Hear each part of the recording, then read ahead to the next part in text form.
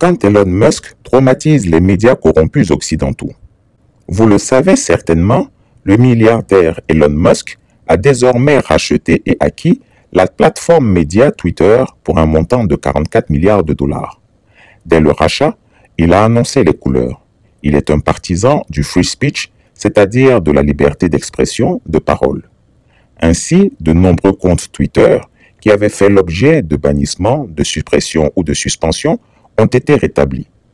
Malheureusement, puisque Chris Yapi ne connaît pas Elon Musk personnellement, il n'a pas réussi à le contacter pour lui demander de réactiver son compte Twitter. Alors, avis aux internautes qui le connaissent. S'il vous plaît, demandez-lui de rétablir mon premier compte Twitter, @ChrisYapi4, qui avait à son compteur plus de 126 000 abonnés. Bref, revenons à mon propos du jour. Je disais donc que Elon Musk est désormais propriétaire de Twitter. Avant lui, les anciens dirigeants de la plateforme avaient pris le malin plaisir d'afficher sur le compte des médias russes et chinois l'étiquette « médias financés par le gouvernement russe ou chinois ». C'est selon. Cette règle n'était pourtant pas appliquée aux médias occidentaux. L'idée derrière cette mention était de discréditer les écrits des médias russes et chinois, genre ce sont des médias à la solde de régimes dictatoriaux auxquels il ne faut accorder aucun crédit. Il se trouve qu'Elon Musk, devenu depuis lors propriétaire de la plateforme, a décidé naturellement d'appliquer la même règle à tous les médias, donc aux médias occidentaux. Cela a déclenché l'ire de bon nombre d'entre eux qui crient au loup. C'est le cas notamment de ce média canadien dénommé CBC. En furie, il s'est offusqué de ce que Elon Musk l'ait affublé de l'étiquette, et je cite, « financé par le gouvernement canadien ». Fou de rage, il a saisi Twitter d'une réclamation en s'inscrivant en faux contre un supposé financement public gouvernemental et de préciser qu'il ne l'est qu'à moins de 70%. De ce fait, il ne méritait guère cette infamie, ce discrédit.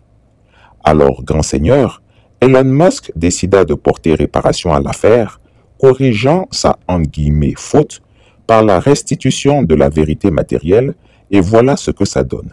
Lisez avec délectation sa répartie que je vous traduis. La Société de radiodiffusion canadienne a déclaré qu'elle était financée à moins de 70% par le gouvernement. Nous avons donc corrigé l'étiquette. Et savez-vous ce qu'Elon Musk a apporté comme correction à l'étiquette de CBC après sa plainte? Eh bien, il a écrit, comme vous pouvez le lire sur la capture d'écran, « CBC est un média financé à hauteur de 69% par le gouvernement canadien. Je trouve ça trop brillant. » Elon Musk les rend fous sur son réseau social. Comment le média CBC ose alors se plaindre alors que les 2/3 de son financement provient de l'argent du contribuable canadien, ce que CBC lui-même reconnaît, et ce, à hauteur de plus de 60%. Quelqu'un qui vous finance à plus de 50% est votre actionnaire majoritaire. Donc c'est tout logiquement que CBC doit être qualifié de média gouvernemental. Comment donc ne pas douter de l'impartialité journalistique de CBC? Quelle incurie ou mesquinerie. En tout cas, avec ce nouveau propriétaire de Twitter, ils vont lire l'heure.